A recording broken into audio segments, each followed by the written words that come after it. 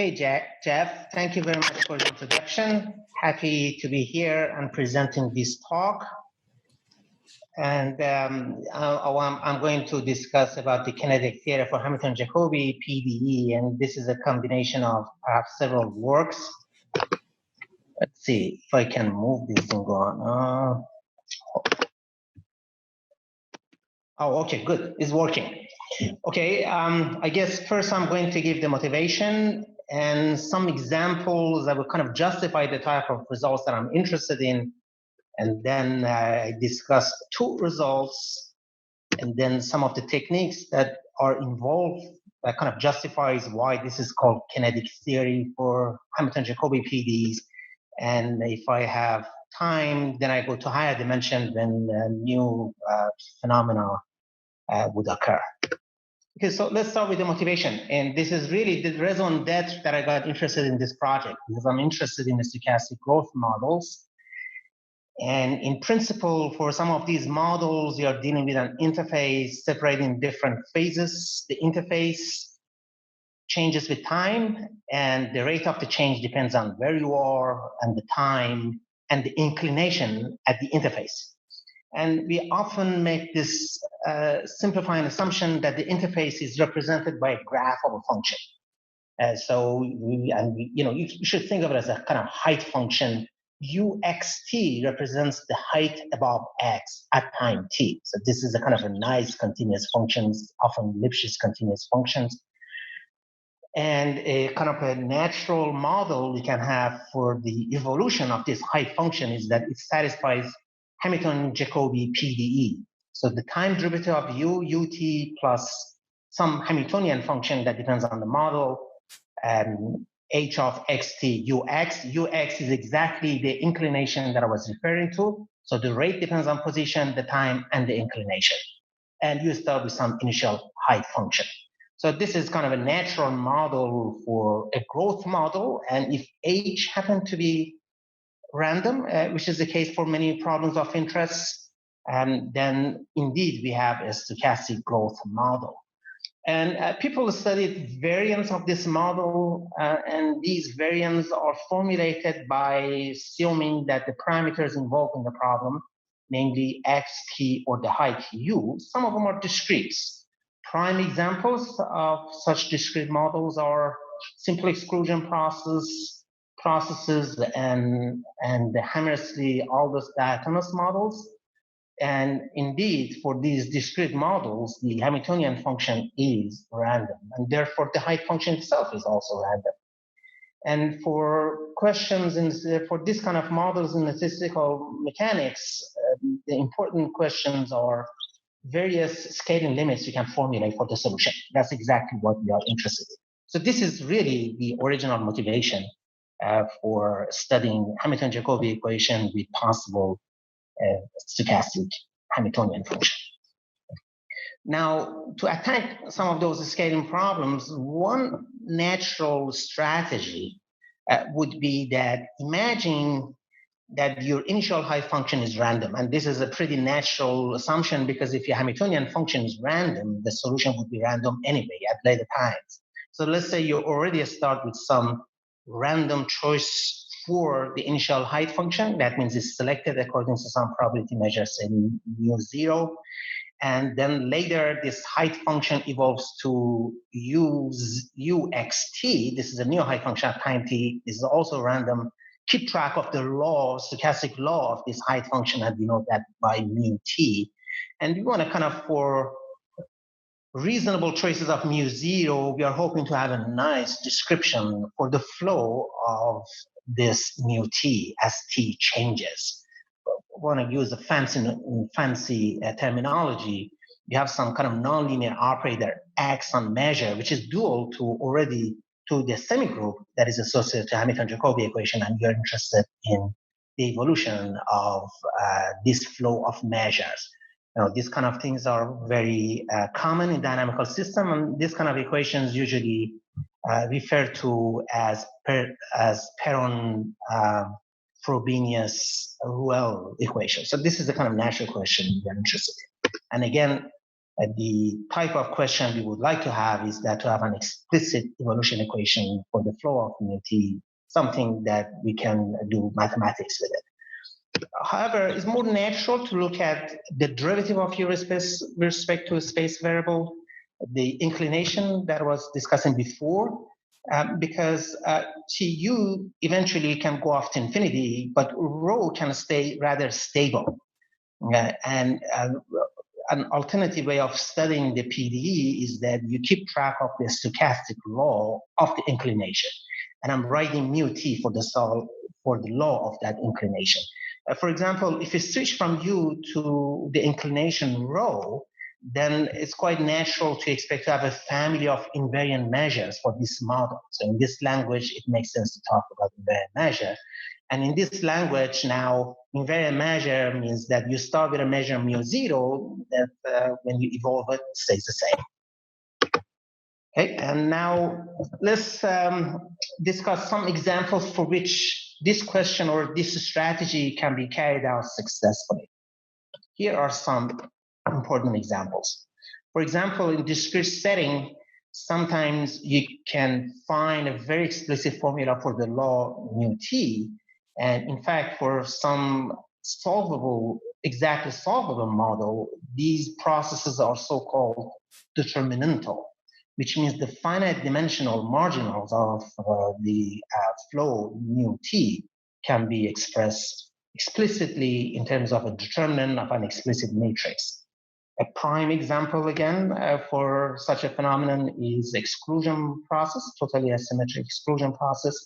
And after the work of this author, we know that these are determinantal, and there are many explicit formulas are available, and we can do various scaling limits. I think you'll hear a version of this tomorrow in the talk of Jeremy.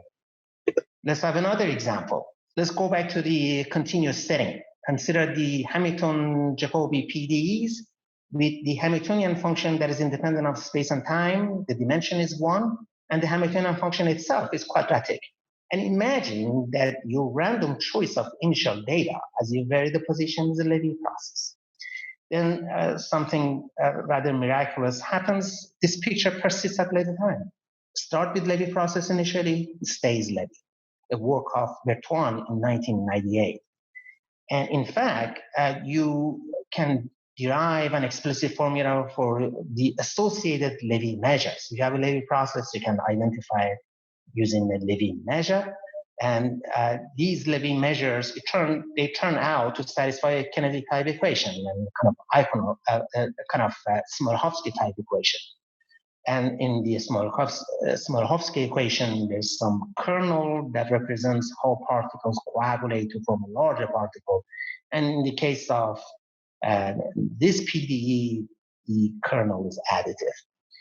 I have to emphasize here that the fact that Hamiltonian function is quadratic is very essential. If you replace it with any other nonlinearity, then the phenomenon that happens here would not occur. So this is rather a peculiar phenomenon that is true for this particular choice of Hamiltonian, the fact that Levy process stays Levy. Now, let me give you another example of the same flavor, the same PDE, but instead of Levy initial data, imagine the initial data is white noise now, which means in terms of the Hamilton-Jacobi PDEs, as if the initial data is a Brownian motion. Then something nice happens. So here the initial data is rather rough for the corresponding Berger's equation is white noise. And since it's very rough and there's some regularization effect associated with the nonlinearity of this PDE, this very rough initial data instantaneously becomes something nice. For any positive time, it's going to be a rather simple Markov process.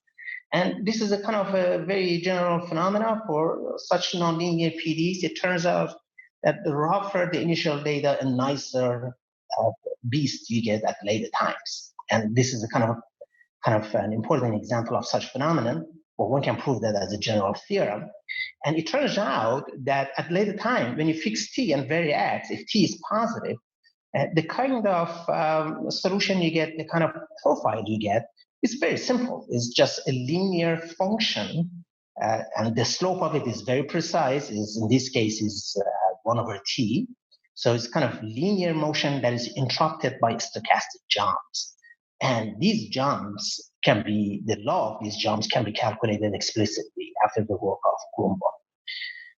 Now let's go beyond these examples. Let's discuss another example. Now let's go beyond the quadratic function. Remember that quadratic function played a very important role in Bertrand's theorem.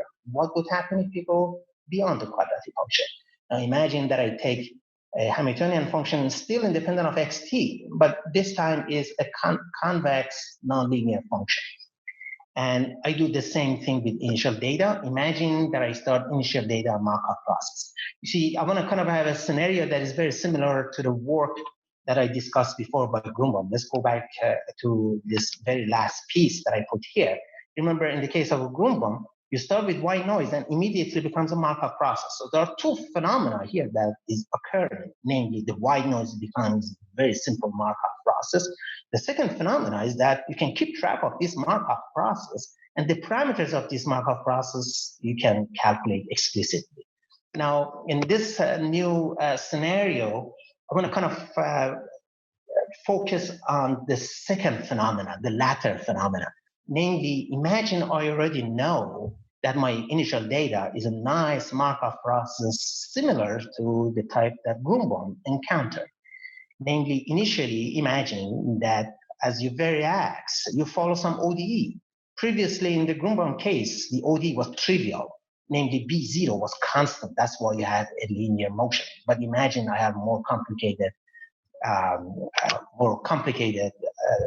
ODE to solve initially. And the solution to this ODE is interrupted by random jumps. And the jump rate is given by some kernel. And for simplicity, I assume the kernel has a density with respect to Lebesgue measure. And it turns out that this picture persists at later time, like in the case of Grumbaum.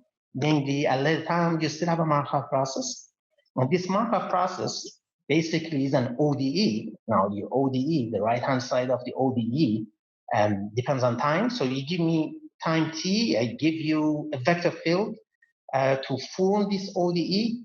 And this rho dot means the space derivative of rho. So I'm kind of differentiating with respect to x, fixing t, and I solve an ODE. So this is a very deterministic thing, but this deterministic simple ODE is interrupted by random jump. And the kernel now is given by f rho minus rho plus t. So the kernel depends on time. And this phenomenon is true for such general setting with nonlinear Hamiltonian HP, provided that is convex. And this was conjectured by Menon Srinivasan in 2010. It was kind of established rigorously by myself and Dave Karsper in 2 papers. So now let me give you more information about the vector field that shows up here and the kernel that shows up here. So the whole idea is that you started with this nonlinear PDE and are kind of basically saying that you can describe the solution to the PDE if you tell me what this B is and what this kernel is. B and the kernel, they evolve with time. So I would like to derive some evolution equation for these two functions that they come into the game. Now, the vector field B that shows up in this description is going to satisfy a rather simple ODE. If you fix rho and vary t, then the time derivative of B, the drift of this Markov process, satisfies this equation. Trivially, you can solve this because rho is fixed and the solution would blow up like 1/t sometimes, depending on the form of initial data. Initial data is B0 that was given at time t equals 0. And however, since H is convex, the second derivative is of definite sign is positive. So this equation would not have any blow up as t increases if, for example, the initial B is non-negative. And in fact, the kind of theorem that I prove is that suppose there is no blow up for this ODE, then you can describe it by this Markov process that I just described. So the evolution of B is very simple. However, the evolution for the kernel would resemble somehow the Smoluchowski equation that was encountered by Bertrand, but it's going to be far more complicated. So it would be Smoluchowski type equation. So you have a function of time, function of rho minus, which is the value of the solution before a jump discontinuity, and rho plus, which is the value right after the jump discontinuity. And it satisfies an equation which is kind of infinite dimensional, kind of infinite dimensional ODE. In fact, it's going to be a PDE-like equation. There's time derivative. This CF somehow resembles the transport operator. This involves the derivative of f with respect to rho minus and rho plus, and the right-hand side is going to be a quadratic function of f. So what's happening is that the type of equation you get resembles Boltzmann equation or Smoluchowski equation, and CF is the analog of the transport equation in Boltzmann equation. And as in Boltzmann equation or Smoluchowski equation, you have a quadratic form on the right-hand side. So CF is a first-order differential operator. Okay. Now I want to go beyond the situation I just described. I want to go one step further. If you are interested in a stochastic growth model, it's very important to allow your Hamiltonian function to depend on x and t. Otherwise, some of the phenomena associated with KPZ equation would not occur. So that's why now I want to go for a Hamiltonian function, which is convex in momentum variable, but may depend on x and t. So this is a set. Imagine your rho satisfies this equation, or the height function satisfies the Hamilton-Jacobi PDE. And again, I'm going to assume that rho 0 is a Markov process that has a drift given by some B0, meaning that if you vary x, the initial data satisfies some ODE, but this time I allow the ODE to be inhomogeneous because my B0 depends on x also. Not only depends on density, it depends on position. And the solution to this ODE may have occasional jumps, and jump rate is given by some kernel, and that depends also on x. And it's very important to allow everything now to be inhomogeneous, everything to depend on x, because my Hamiltonian function now depends on x. And even if you start with a situation when things do not depend on x initially, at later time, they do depend on x. So that's kind of very necessary in this state. Okay, so again, it means that initially I'm solving some ODE with occasional jumps, and I give you a description for the jump. And the claim is this picture persists at later time. You're going to have a new ODE and a new kernel. There's a typo here that doesn't T. So the picture persists at later time, namely, again, as you vary x, you fix t, you have a Markov process. This Markov process would have a drift. That drift may depend on x, and is going to have a jump rate. I should mention that it turns out that even when you fix x and vary t, you also get a Markov process, and we have a very precise recipe for what the law of that Markov process is. Now, let me tell you something about the parameters that they enter in this problem. So remember that I have to discuss this Markov process that has a drift and a jump kernel. So the drift itself satisfies this time a PDE. Remember that previously when H did not depend on X and T, B satisfied some very simple ODE that had a trivial solution to solve. But that is no longer the case. It's going to satisfy a PDE, but the PDE is rather simple to solve. It's not going to be very explicit, but it's rather simple to solve.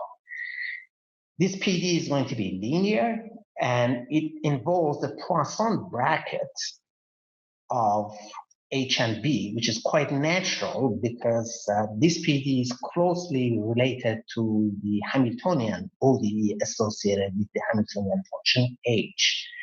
And guess what? The PDE involves this quadratic term B squared with coefficient, which is always positive because I'm assuming the Hamiltonian function is convex in rho parameter.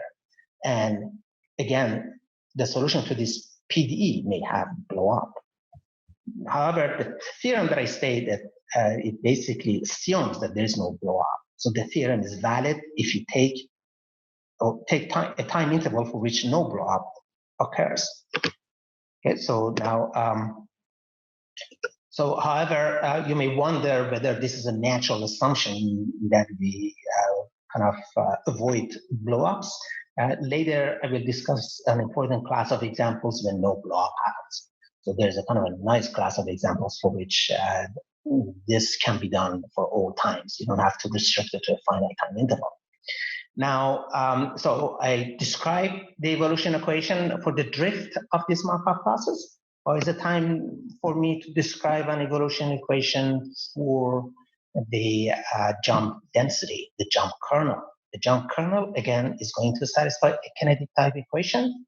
The right-hand side is going to be quadratic as before. The exact form of it will be given later on.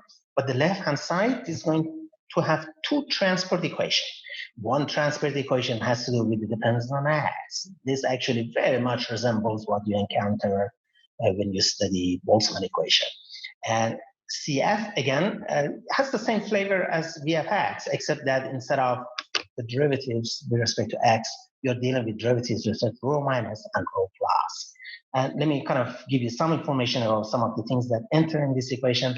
For example, the function, the velocity v that appears here, this is kind of the analog of velocity you encounter in the Boltzmann equation.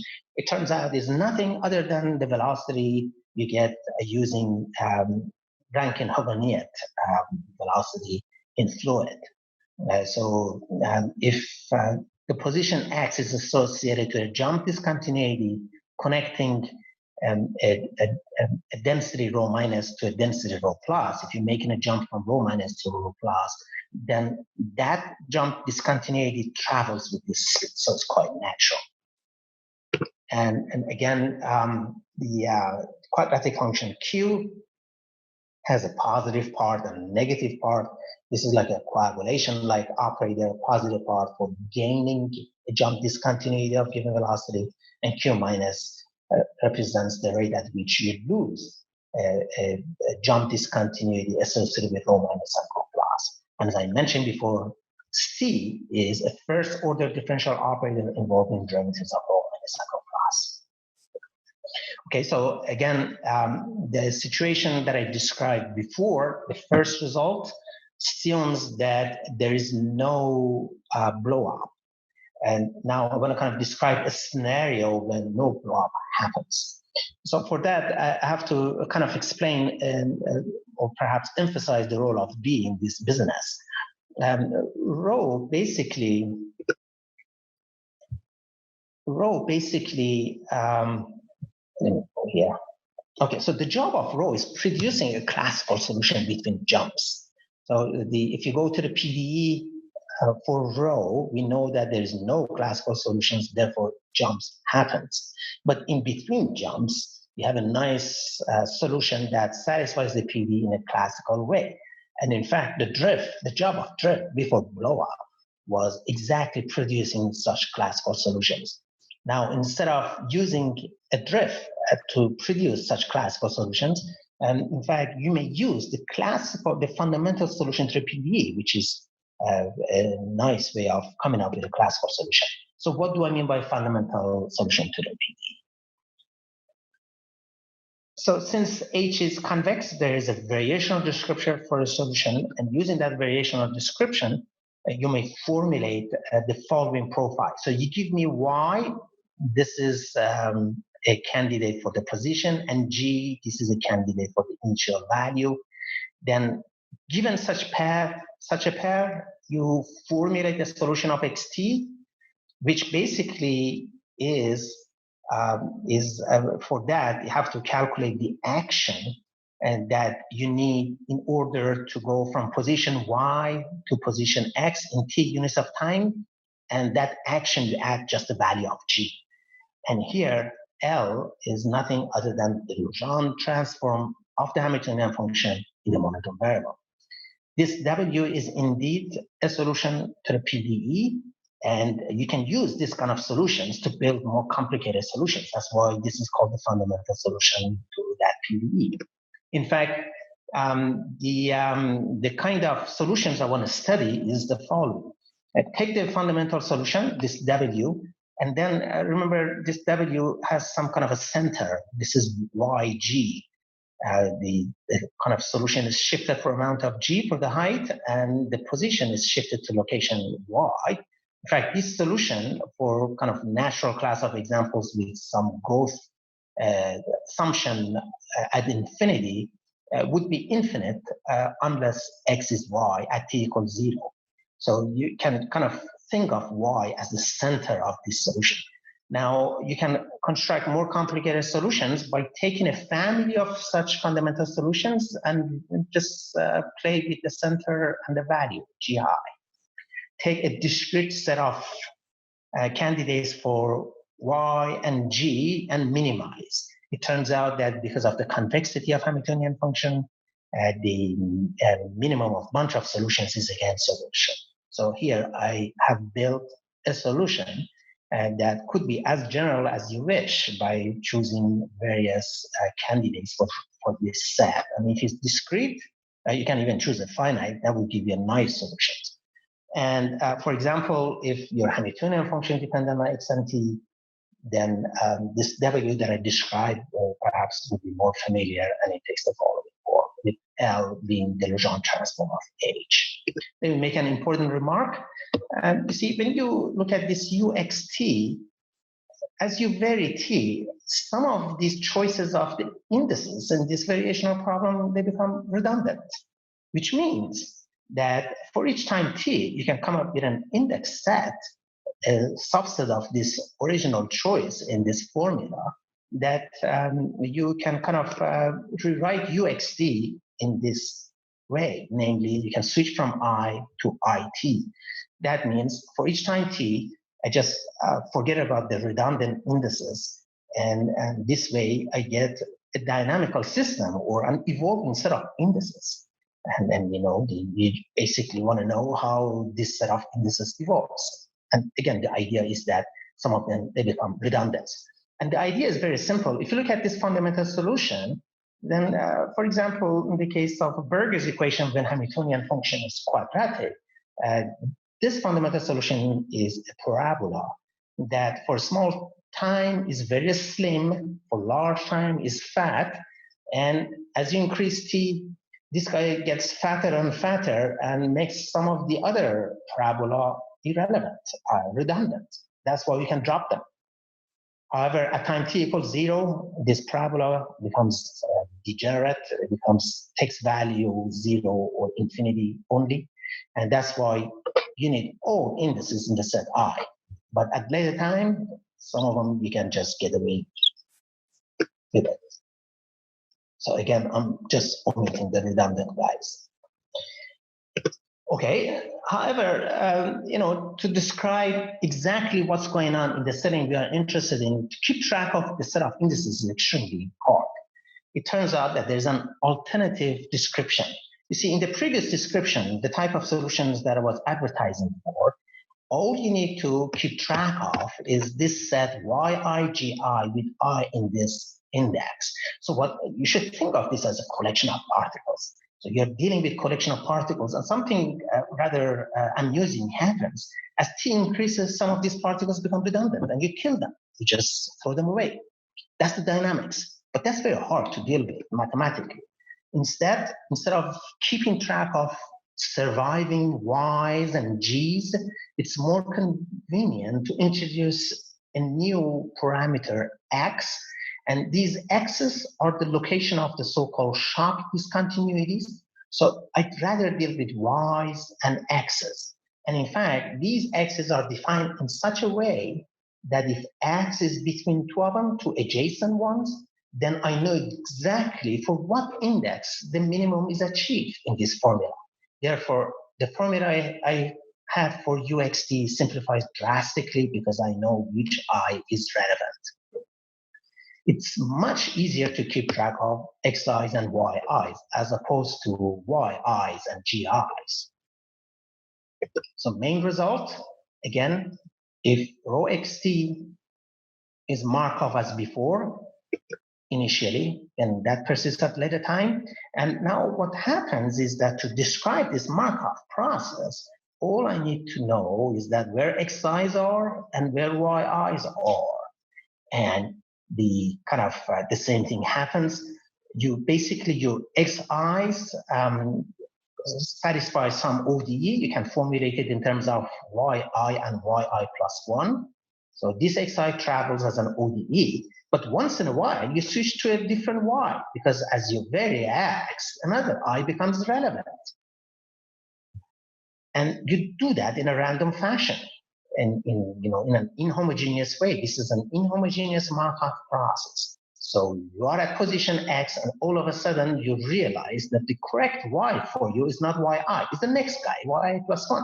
And you do that in a random fashion. There's a kernel associated with that.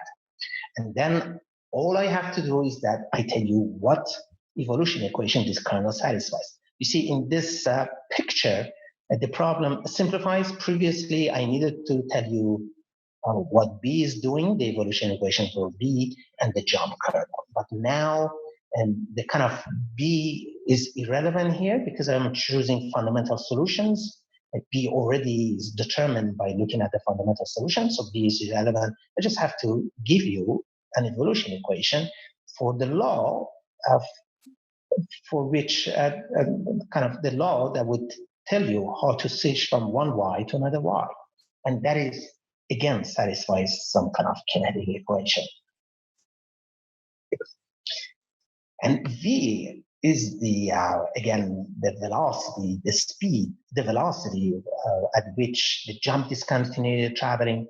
Again, you do have a Rankine-Hugoniot condition to tell you how fast you're traveling, though the Rankine-Hugoniot involves the densities, not y's. And how you go from y's to densities? Well, if you tell me what y is, then I form the fundamental solution. And then fundamental solution, you differentiate with respect to x, that will give you the corresponding y. Of course, the fundamental solution, remember, had g, a constant that you add to another solution. So when you differentiate it, g becomes irrelevant. So, you give me y, then I form w, no matter what g is, you differentiate it, you get rho, you put the rho in here, and then tell you what the velocity is. Now, I think it's a high time that I tell you what this quadratic operator looks like. Okay, so what's happening is that the quadratic equation has a loss term and a gain term, a la Boltzmann, just the way we have it in Boltzmann equation. And the loss term involves two kernels. Look at this function f hat. This is the function of x, t, y minus, y plus. And if I integrate this function with respect to y plus, I get a simpler kernel, a kernel that you get by integrating out y plus. There is another relevant quantity here, namely the velocity times the jump rate. You play the same game with this guy. If you integrate the second coordinate of this product, then you get a reduced kernel. Those reduced kernels are denoted by lambda and a. So a comes from integrating out the second parameter, and a, you get it by integrating out the second parameter in this product. Now I'm ready to describe the form of Q plus or Q hat plus and Q hat minus in this setting. You have the product of densities here, the difference between velocity of particles, that's exactly the gain term, and you have another quadratic guy. This quadratic guy, as in Boltzmann equation, is some linear operator times f itself. That linear operator involves these reduced kernels that you get by integrating out y plus. So involves a and lambdas, and of course the velocity. Okay, so these are some of the results that I would like to mention, and I have some work in progress in higher dimension. But in order to describe that work, I need to kind of explain why such kinetic equation is relevant for Hamilton-Jacobi PDEs. So for that, what you need to do is to give a kinetic description for the Hamilton-Jacobi itself. So the claim is that there is a way of understanding generalized or non-classical solution to Hamilton-Jacobi equation. Not any solutions, but those solutions that are piecewise smooth, using regarding them as a bunch of particles that are interacting with each other. So somehow I want to advertise for the following picture in order to understand what's going on. I'm going to give you some kind of a billiard type description for the Hamilton-Jacobi equation, and the kind of results that I described. It says that if you tell me what the law of the billiard configuration initially is, I know how that law evolves with time. So what is that kinetic picture that you have for Hamilton-Jacobi PDE in the first place? Okay, so suppose, again, rho satisfies some ODE. Suppose I want to kind of describe some classical solution to Hamilton-Jacobi PDE. Now, if I assume this classical solution that I'm looking for is associated with an ODE, then my ODE must be compatible with the PDE. So the first equation that appears here is the Hamilton-Jacobi PDE. The second equation is this ansatz I made, namely, imagine you have a classical solution, and that classical solution is associated with this PDE, this ODE. The right-hand side is B. These two equations must be compatible, and the compatibility equation is exactly the equation you get for B. Though for this, I have to assume everything is classic. I have to assume that you're dealing with a classical solution. So for classical solutions, I can reduce the solution to this PDE via this ODE to this linear PDE. And it's not hard to solve this linear PDE because this first part is associated with Hamiltonian ODE. You can use that Hamiltonian ODE to simplify this. And once you simplify this, then you have a trivial ODE to solve that involves B squared. So you get rid of this, and then you have a trivial ODE to solve. However, because of B squared, the solution blows up. And this is an indication that you don't have classical solution always. If this blow-up doesn't happen, you definitely have a classical solution. If blow-up happens, you have non-classical solutions. So here, based on this, I want to kind of come up with a scenario for kinetic description for Hamilton-Jacobi PDE. Take a solution for B, maybe it has a blow-up or not. In fact, since H is convex, when it blows up, there's only one possible value, and that is minus infinity. However, when you think about it, if you look at the ODE B dot equals B squared, negative B squared, then you can solve this ODE, and the solution is just 1 over T, is either 1 over T or negative 1 over T, which basically means that, see, you can live with minus infinity.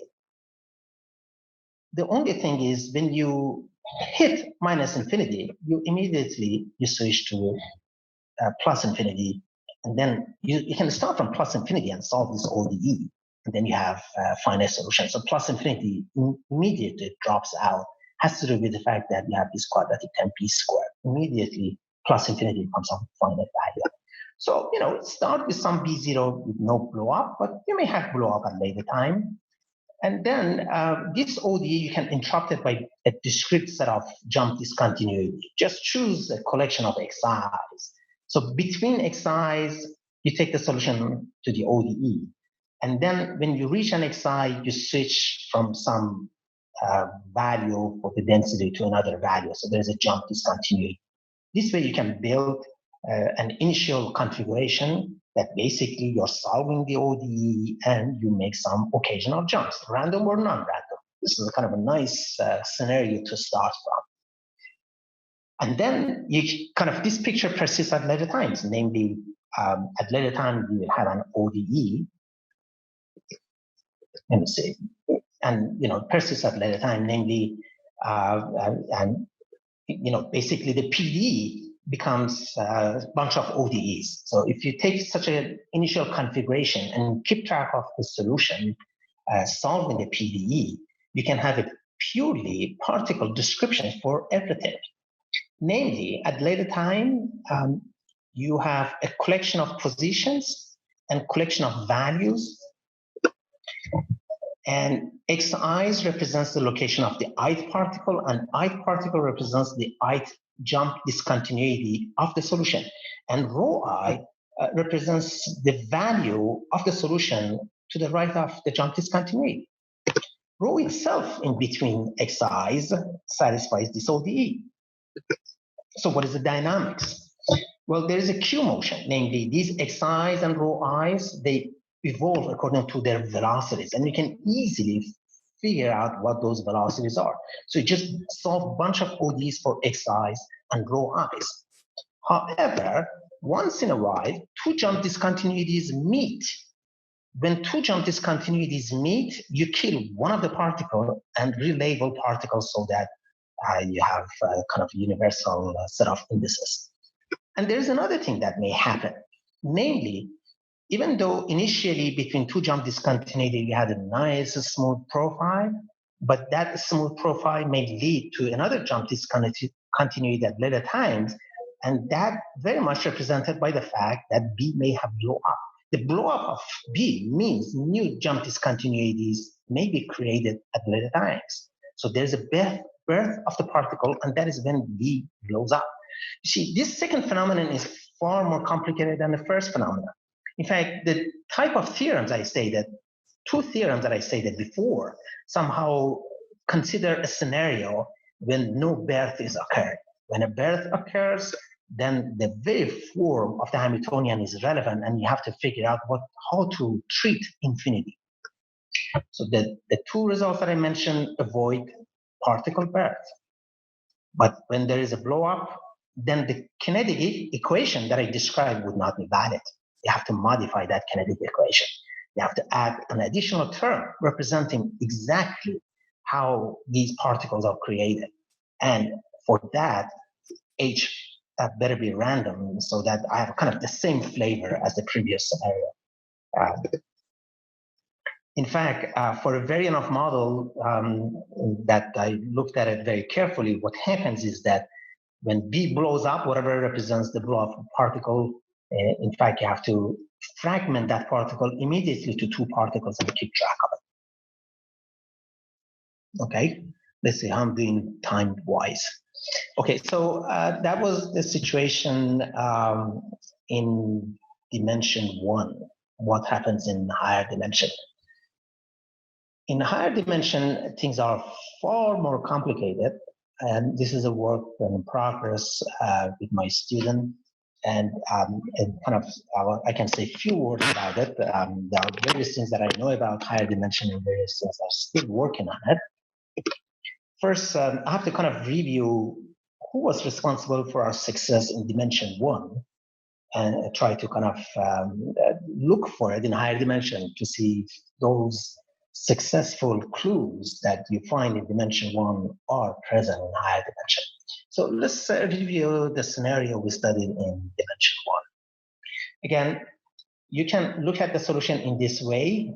You can look at the solution being the minimum of kind of classical solutions, and there's an index set.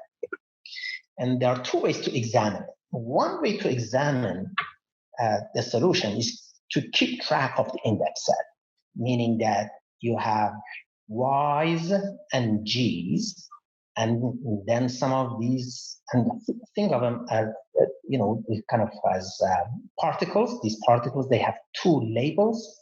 One of them is Yi, and the other one is Gi. Yi basically is the location, is related to the location of particle initially. And Gi is some weight associated with that location. As time increases, the index set changes with time. So what happens is that, as I mentioned, when T changes, some particles become redundant. So it's as if the type of state space you're dealing with changes with time. You can kind of write down exactly what does it mean to be redundant, and that would tell you that if you give me any discrete set of Yi and Gi's, this discrete set may not be the right candidate for this minimization problem because I want this IT to have no redundant particle. And when you write that down very carefully, you get a kind of pretty complicated situation, which is mathematically not very attractive. You have 5 minutes left. Perfect. Yes, I'm almost there.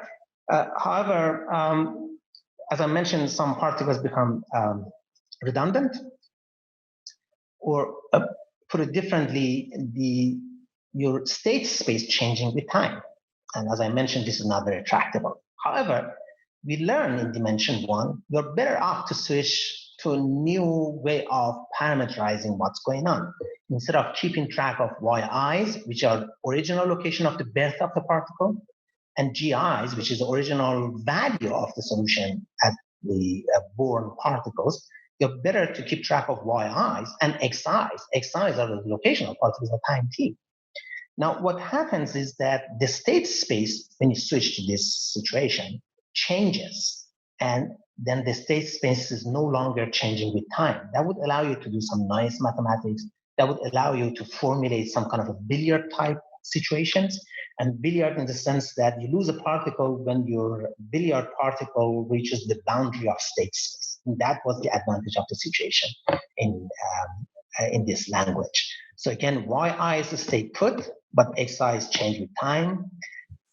And however, the state space no longer change with time. And the state space, actually, you can express it by just saying that xi's and yi's are ordered. Now, so again, we have a video. Now, in higher dimension, the question is, you can formulate the same problem in higher dimension. There would be yi's and gi's. The same thing happens once in a while. An index disappears because the particle becomes redundant. But mathematically, this is impossible to handle. Instead, or very hard to handle. At least I don't know how to handle it using that language. I want to have the analog of xi's. Who are the analog of xi's? The answer is that there's some Voronoi type tessellations that is relevant in this problem. What I mean by Voronoi tessellations, imagine that your solution is piecewise constant, or the solution is piecewise smooth, and in each piece, a fundamental solution is given. When you draw those regions, what you get is the tessellations. And in fact, in the case of Berger's equation, you get the classical Voronoi tessellation initially, and that tessellations, in fact, changes with time. This tessellations is associated with a graph, and the vertices of these graphs play the role of xi's. So there's some geometry involved here. Each particle has a velocity. Particles, again, travel according to the velocities, and you can figure out what those velocities are. These are the vertices of a graph. When two vertices collide, two things happen. So there's something that is very special to higher dimension. Particles can bump into each other and just gain new velocities without dying. You see, in dimension one, when particles met, then there was only one fate for particles, namely they coagulate to form a single particle. Or the other way to put it is that the particle, one of them becomes bigger, and the other particle dies. But that is not the case in higher dimension. You may have particles colliding and gaining new velocities. And also, sometimes particles meet and they coagulate. The particle dies. And it turns out that in this case, what happens is that in this Laguerre type tessellation you see a kind of a triangle in dimension 2, for example, and this triangle shrinks, and that's when the triangle collapses, that's when the particle dies. So this is a kind of picture you get. I have blue and red. The vertices of red represent the y coordinates, and the vertices of blue, they represent x coordinates. And the kind of, if you want to do mathematics just the way you did it in dimension 1, you study the blue one. The red one, the relationship between red and blue, the red is the one that I discussed before. These are GI and YIs. The dynamics is that once in a while, one edge disappears and replaced by kind of the other edge in this quadrilateral phase. And just one edge disappears, the other edge shows up, and sometimes these edges, one triangle disappears. So it's very hard to do it mathematically. But if you switch to the dual problem, then you just keep track of these indices. They travel according to the velocities. Once in a while, they meet. When they meet, this cell of tessellation simplifies, And sometimes the cell becomes a triangle, and when it's a triangle, it collapses, and when it collapses, the particle dies. Much easier to keep track of it. So again, I know exactly what the dynamics is, and whether the previous theorem is true, we haven't checked that yet, and the work is in progress. I think it's a good time for me to stop.